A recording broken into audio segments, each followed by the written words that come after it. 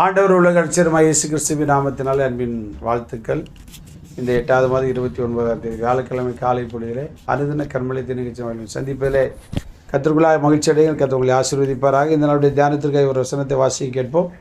சங்கீதம் 18:2 வசனத்தை வாசி. 18ஆம் சங்கீதம் 2ஆம் வசனம். கர்த்தர் என் கன்மலையும் என் கோட்டையும் என் இரட்சகரும் என் தேவனும் நான் நம்பியிருக்கிற என் துருகமும் என் கேடகமும் என் இரட்சணிய கொம்பும் என் உயர்ந்த அடைக்கலமுமாய் இருக்கிறார். கர்த்தருடைய நாம் மகிமைப்படும். நம்முடைய ஆண்டவர் எப்படிப்பட்டவர் என்கிற ஒரு பெரிய பட்டியலை தாவீது கொடுக்கிறதை பார்க்கிறோம். அங்கே பார்த்தீங்கன்னா கன்மலை, கோட்டை, இரட்சகர், தேவன், நம்பியிருக்கிறவர், துருகம், கேடகம், இரட்சணை கொம்பு, உயர்ந்த அடைக்கலாம். அந்த ஒரு வசனத்தில் 9 பாயிண்ட் சொல்கிறாப்பு ஆண்டவர் எப்படிப்பட்ட.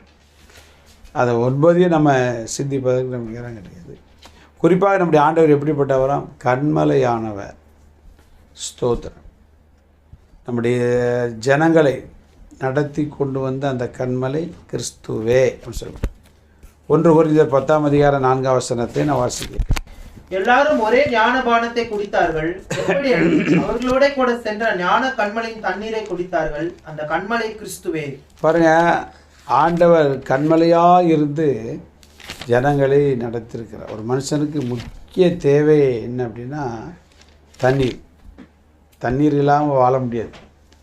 அது குறைய 1 கோடி ஜனத்தை தேவன் எங்கே நடத்தி வந்தார்னா வனாந்தரத்தில். இப்போ இந்த வெயில் காலங்களில் நமக்கு எவ்வளோ தாகம் இருக்குது பார்த்தீங்களா? சாதாரணமாக குடிக்கிறது 2 மடங்கு 3 மடங்கு நிச்சயவாங்க குடிப்பாங்க.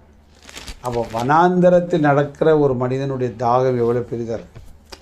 பெரிதான தாகத்தையும் தீர்க்கிற ஒரு கண்மலையாய் அவர் என்ன செய்தார்? இருந்தார். கர்த்தருடைய நாமம் மகிமைப்படுவதாக. அங்கே அதுதான் வாசிக்கிறோம். அந்த ஒரே ஞான பானத்தை என்ன செய்தான் குடித்தார். எப்படினில் அவர்களோடு சென்ற ஞான கண்மலையின் தண்ணீரை. அந்த கண்மலை கிறிஸ்துவே. எவ்வளவு பெரிய தேவையாக இருந்தாலும் சரி ஆண்டவர் சந்திப்பார். கவலையப்படாதீங்க. உடைய ஊழியத்திற்கானாலும் சரி, குடும்பத்திற்கானாலும் சரி, தனிப்பட்ட வாழ்க்கைக்கானாலும் சரி, உடைய பிள்ளைகளுடைய தேவைகளை எந்த காரியமாக இருக்கட்டும்.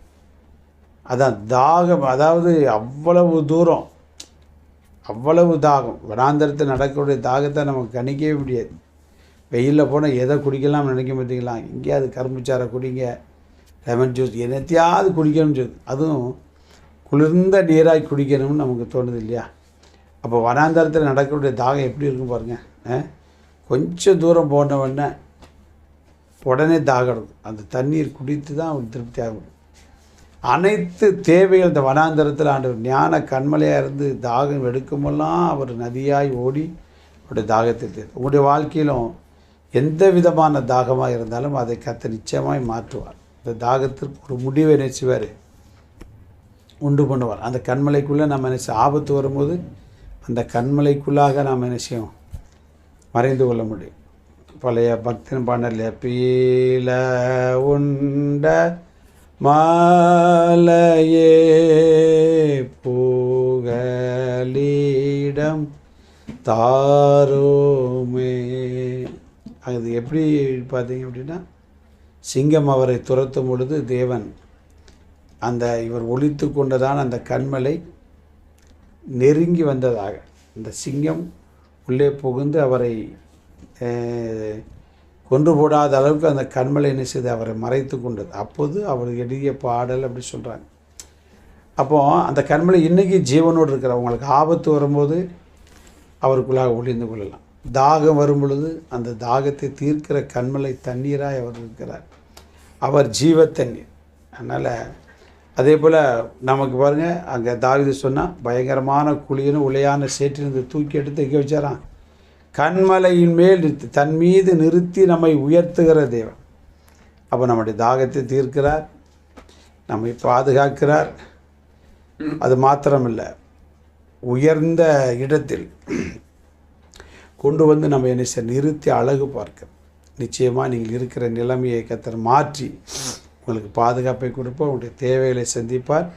உயர்ந்த அடைக்கத்தில் வைத்து நிச்சயம் உங்களை நல்ல பிதாவே நீரே எங்களுடைய ஞான கண்மலையாக இருக்கிற அப்படின்னா ஒவ்வொருடைய வாழ்க்கையில் என்ன நிலைமையோடு இந்த அனுதின கண்மலை தெரிவித்து கேட்டுக்கொண்டிருக்கிற அறிந்திருக்கிறேன். பதில் கொடுத்த உடைய நாமத்தை உயர்த்த போகிற அப்படின்னாலே ஸ்தோத்திரம். இயேசு நிமித்த ஜெபங்கள் நல்ல பிதா.